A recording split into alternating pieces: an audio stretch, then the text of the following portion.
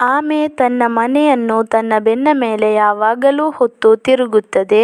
ಅದು ಎಷ್ಟು ಪ್ರಯತ್ನಿಸಿದರೂ ಮನೆಯನ್ನು ಬಿಟ್ಟು ಇರಲಾರದು. ಇದರಿಂದ ಅದಕ್ಕೆ ಬಹಳ ಬೇಸರವಿತ್ತು.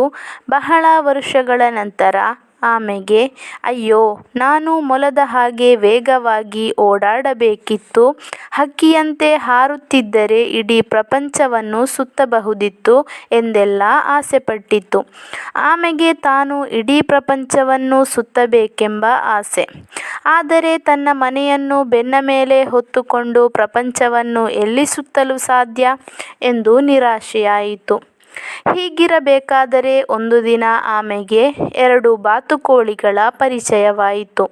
ಆಮೆ ಬಾತುಕೋಳಿಗಳಿಗೆ ತನ್ನ ದುಃಖವನ್ನು ಹೇಳಿಕೊಂಡಿತು. ಅದಕ್ಕೆ ಬಾತುಕೋಳಿಗಳು, ನೀನೇನೂ ಯೋಚನೆ ಮಾಡಬೇಡ, ನಾವು ನಿನಗೆ ಸಹಾಯ ಮಾಡುತ್ತೇವೆ ಎಂದವು. ಅಲ್ಲಿಯೇ ಬಿದ್ದಿದ್ದ ಒಂದು ಕೋಲನ್ನು ತೋರಿಸಿ, ನಿನ್ನ ಬಾಯಿಯಿಂದ ಈ ಕೋಲನ್ನು ಕಚ್ಚಿ ಹಿಡಿದುಕೋ, ನಾವಿಬ್ಬರೂ ಈ ಕೋಲನ್ನು ಹಿಡಿದುಕೊಂಡು ಆಕಾಶದಲ್ಲಿ ಹಾರಿ ನಿನಗೆ ಇಡೀ ಪ್ರಪಂಚವನ್ನು ತೋರಿಸುತ್ತೇವೆ.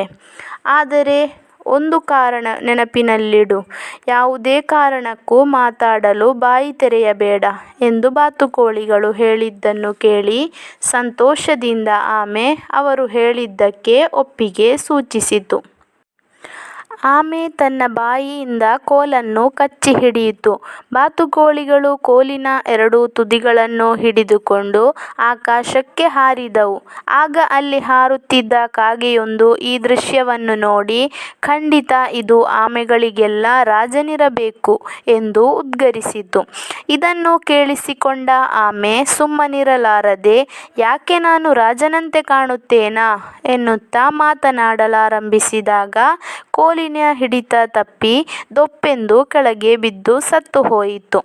ನೀತಿ: ಮೂರ್ಖ, ಕುತೂಹಲ ಮತ್ತು ಜಂಬ ನಮ್ಮನ್ನು ದುರದೃಷ್ಟದತ್ತ ನೂಕುತ್ತವೆ.